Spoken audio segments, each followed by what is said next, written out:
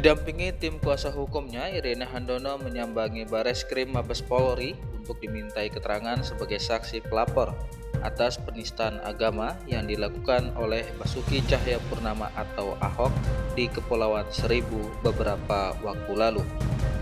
Saat diperiksa, Irena Handono menjawab 15 pertanyaan dari penyidik. Dalam keterangannya kepada penyidik, Irena Handono menyampaikan bahwa Ahok terbukti telah menistakan Al-Quran Surah Al-Maidah ayat 51. Irena Handono meminta kepada pihak-pihak yang berwenang agar cepat bertindak karena bukti-bukti yang cukup. Ia khawatir jika didiamkan maka akan menjadi bibit keributan yang lebih besar. Didampingi tim kuasa hukumnya, Irena menolak rencana gelar perkara terbuka yang diusulkan pihak kepolisian. Alasannya, dengan melakukan gelar perkara terbuka akan rentan dengan justifikasi kepada pelapor, apalagi jika disiarkan secara live tidaklah etis. Kuasa hukum Irena juga telah mempersiapkan 2 saksi ahli bidang agama dan linguistik.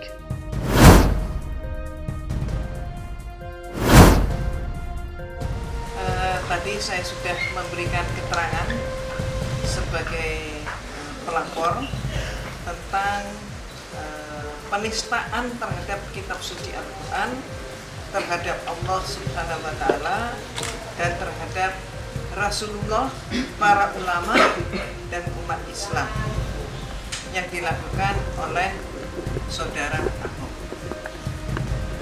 yaitu dalam bentuk penistaan yang dilakukan dengan menggunakan ayat di dalam kitab suci Al-Quran, yaitu surat Al-Maidah ayat 51. Yang dituduhnya, inilah bentuk penistaannya, bahwa surat Al-Maidah 51 dikatakan sebagai alat untuk membohongi atau sebagai alat yang alat kebohongan atau ayat yang membohongi. Jadi itu dibalik-balik pun tetap itu juga. Inilah yang membuat umat Islam merasa tersakiti, terluka, tersinggung, dan marah. Sebagaimana tadi beliau menyatakan, PH menyatakan bahwa saya mewakili umat Islam, mewakili diri sendiri, dan mewakili umat Islam di seluruh dunia. Kenapa di seluruh dunia? Karena yang dilecehkan, yang dinista, yang dihujat adalah justru kitab suci Al-Quran, Rasulullah, para ulama, dan semua kitab umat Islam yang tersebar di seluruh dunia. Ini suatu perbuatan yang tidak boleh kita tinggal diam.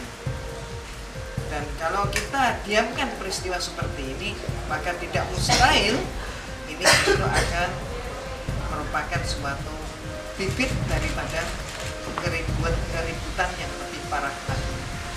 Kenapa? Sekali lagi, karena yang dinistakan itu adalah ayat-ayat